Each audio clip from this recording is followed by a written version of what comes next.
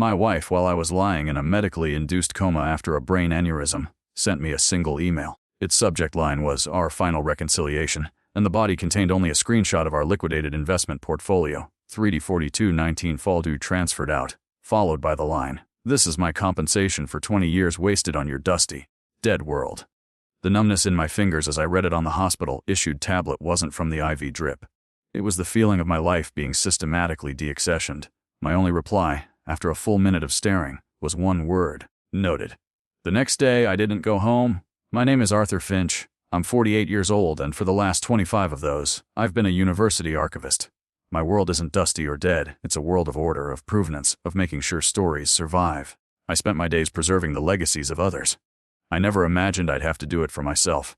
The aneurysm had struck without warning during a quiet afternoon cataloging a collection of 19th century letters. One moment I was deciphering faint ink. The next, a white, hot pain exploded behind my eyes, and then only the hushed, urgent voices of my colleagues before everything faded to black. I woke up 3 days later to the gentle hum of machines and a neurosurgeon telling me I was extraordinarily lucky. Luck felt like a foreign concept when I saw Clara's email. I should have felt rage, a storm of betrayal. Instead, I just felt a profound, quiet void. My sister, Emily, a nurse at a different hospital, was my first and only call. "Need a place to stay," I said, my voice hoarse. "And I need you not to tell Clara you've heard from me." There was no hesitation. "I'm on my way. Don't move." When the doctor asked if someone was picking me up, I just nodded. Emily arrived with a bag of comfortable clothes and a fierce look in her eye. She already knew something was deeply wrong. "She didn't visit once, Arthur," Emily said quietly as she pushed my wheelchair out. "Not one single time." Looking back, the warning signs were all there, filed away but unexamined. Clara's growing disdain for my boring academic life, her sudden obsession with a lifestyle consultant named Vincent, whose expensive seminars she insisted on attending. "He's teaching me how to live authentically, Arthur," she'd say, while I was just trying to pay the mortgage. Then there was her sudden lack of interest in our finances. "You handle it. You're the numbers guy," she'd wave off. I had been blind. But my professional habits had provided a strange, unintentional form of insurance. As an archivist, I meticulously documented everything. 3 years ago, after my father passed away, I put his small inheritance into a separate trust fund, purely in my name. I told Clara it was to honor his memory, but the truth was, I wanted its provenance to remain untouched, simple, and mine alone. And my most crucial habit, every 6 months, I performed a full system backup of our shared home computer and cloud accounts onto an external hard drive. Not out of suspicion, but because that's what an archivist does. You preserve the record. I met Clara at a university fundraising gala. She was an assistant at a trendy local art gallery, vibrant and full of life, a stark contrast to my quiet, ordered world. I was 28, she was 26. She was charmed by my steadiness and I was captivated by her fire. Our first few years were good. I found her energy exhilarating. She found my calm reassuring. We bought a beautiful craftsman house, something she always wanted, and filled it with a life I thought was ours. Her family was loud and transactional, mine was quiet and academic. We thought the differences were what made us work. We were wrong. They were just cracks waiting to widen. The arguments started subtly. "Why can't you get a real job, Arthur? Something in the corporate world. Something that pays." My stable, tenured position with a pension was, in her eyes, a failure. Communication dwindled from long talks to perfunctory texts. The turning point I ignored was about a year ago. She suggested selling some stocks to fund a spiritual retreat with Vincent. I'd refused, arguing that was our retirement. She didn't argue. She just gave me a strange, unreadable smile and said, "Fine. You're probably right." I know now that wasn't acquiescence, it was a change in strategy. Huddled in the guest room of Emily's small, tidy house, I felt like a misfiled document. Out of place and stripped of context, Emily brought me soup and didn't press for details, her silent support a balm on my frayed nerves. That first night, I plugged my backup hard drive into my laptop. The sense of purpose was immediate. This was my work.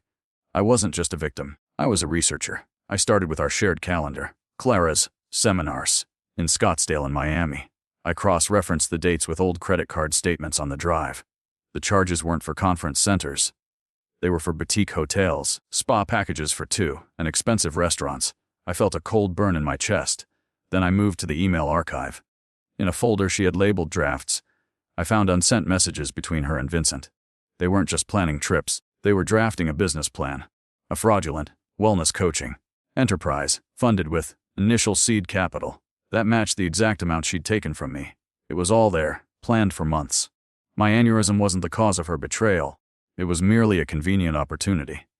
A text from my neighbor, Mrs. Gable, came through later that day. "Arthur, dear, so glad to hear you're recovering. I hope you don't mind me saying, but Clara has had that gentleman Vincent's car in your driveway almost every night since you were admitted. I just thought you should know." Each piece of evidence was a pinprick, a confirmation that stripped away the last vestiges of my disbelief and replaced it with cold, hard resolve. My sister Emily was my rock. When I showed her my findings, her nurse's composure hardened into anger. "That woman," she seethed. "She was acting like a grieving widow to her friends while robbing you blind." My niece, Chloe, Emily's daughter, and a brilliant computer science major, leaned over my shoulder. "Uncle Arthur, she probably deleted the really bad stuff. Let me take a look at the raw data on that drive." Over the next few days, a clearer picture emerged, solidifying with the terrible weight of fact. Chloe managed to recover fragmented data from the hard drive's unallocated space. It was the metadata from a series of deleted documents, Excel sheets detailing my assets, my pension details, and my life insurance policy. They hadn't just been planning to take my savings, they'd been inventorying my entire life. They'd researched probate law in our state, thinking I might not survive. My blood ran cold. This wasn't an impulsive act of a disgruntled wife. This was a premeditated financial execution. My initial shock and hurt began to calcify. The archivist in me took over, detached and methodical. My new job was to build a case file. My life depended on it. This shift from heartbreak to strategy was a quiet one. It happened late one night as I sat at Emily's kitchen table, organizing my findings into a timeline. Every credit card charge, every email, every recovered file fragment was a data point. The emotional pain was still there, but now it was insulated by a layer of intellectual focus. I wasn't a husband anymore. I was a curator of my own life's ruin, and I would present it perfectly. The next morning, I called a lawyer Emily had recommended. "Her name is Ms. Diaz," Emily had said. "She eats people like Vincent for breakfast." I explained my situation briefly, professionally. "I have meticulously organized documentation of premeditated financial fraud." Ms. Diaz agreed to see me the next day. Her office was stark, modern, and efficient just like her. She listened without interruption as I laid out my story. Supported by a neat binder with tabbed sections for every piece of evidence, I used the language of my trade. Here is the clear provenance of the funds she stole, and here is a chronological record establishing a clear chain of custody for their conspiracy. Ms. Diaz raised an eyebrow, a flicker of a smile on her lips. "Mr. Finch, it's not often a client comes in with the prosecution's case already prepared. Most people just bring me a box of tear-soaked tissues." We laid out our core strategy. We would frame this not as a simple divorce, but as the financial exploitation of a vulnerable adult. The timing of the withdrawal during my coma was our smoking gun. Chloe's work provided the final, devastating blow. "I found it, Uncle Arthur," she said, her voice a mix of excitement and apology. She'd managed to fully restore one of the deleted files. It was a formal business plan for Elysian Paths Wellness, listing Clara as CEO and Vincent as president. And on the final page, a source of funding section explicitly stated, "Initial investment secured from the dissolution of Arthur Finch's personal assets, pending his incapacity." It was dated 6 days before I collapsed. It was the why, the how, and the when, all tied together with a ribbon of pure malice. I stared at the screen, my heart pounding not with fear, but with a terrible, clarifying rage. This wasn't just a betrayal, it was a plot. They were banking on my death. I felt a sudden urgency. These people weren't just thieves, they were ghouls who had circled my hospital bed. We had to move, and we had to move fast. The next day, Ms. Diaz filed an emergency ex parte motion to freeze the stolen funds and any accounts held by Clara or Vincent. The legal machine started to grind. Ms. Diaz served Clara at the art gallery. Her lawyer, a flashy suit named Mr. Hayes, responded immediately, accusing me of abandonment and emotional distress, claiming Clara's actions were a desperate attempt to protect herself. They were building a countered narrative. A week later, our emergency hearing was scheduled. Walking into that courtroom, I felt strangely calm. I wore my university tweed jacket, not as a costume, but as an armor of my identity. This was who I was. The quiet academic she despised was about to burn her world to the ground. Clara and Vincent sat on the other side looking confident. They saw me as a soft, easy-to-roll victim. That was their first mistake. Ms. Diaz was a master. She didn't start with the money. She started with the hospital. She produced my medical records, a sworn affidavit from my neurosurgeon about my comatose state. At the precise moment Ms. Finch was electronically transferring over $300,000. Ms. Diaz began, her voice resonating in the quiet room. Mr. Finch was on a ventilator, with his own survival in question. Would you call that emotional distress, Mr. Hayes, or predatory opportunity? The judge, an older woman with sharp, intelligent eyes, looked at Clara. Ms. Finch, what was so urgent that you couldn't wait for your husband to regain consciousness? Clara faltered, her voice suddenly small. I was afraid. Our marriage was over. I thought he was hiding money. It was a weak, pathetic lie. Then Ms. Diaz played our trump card. Your Honor, we have evidence this was not an act of fear, but a calculated business transaction. She submitted the restored business plan into evidence. Vincent turned a shade of gray I'd never seen on a human being before. The judge read the source of funding page aloud. The silence that followed was absolute. Hayes sputtered objections, but the judge silenced him with a look. I have seen a lot in this courtroom, Mr. Hayes, she said, her voice dripping with contempt. But I have rarely seen a plan so craven and ghoulish. I am granting the motion to freeze all assets immediately. Furthermore, I am referring this matter to the district attorney's office for a full investigation into potential fraud and conspiracy. Clara looked at me then, her eyes wide not with anger, but with pure, unadulterated terror. The game was over. The aftermath was a swift and brutal unwinding. With the DA's investigation hanging over them, Clara and Vincent turned on each other. Her lawyer dropped her. Faced with overwhelming evidence, Clara agreed to a settlement that was less a negotiation and more a surrender. I was awarded the house, my full pension, my separate trust, and 90% of the recovered funds.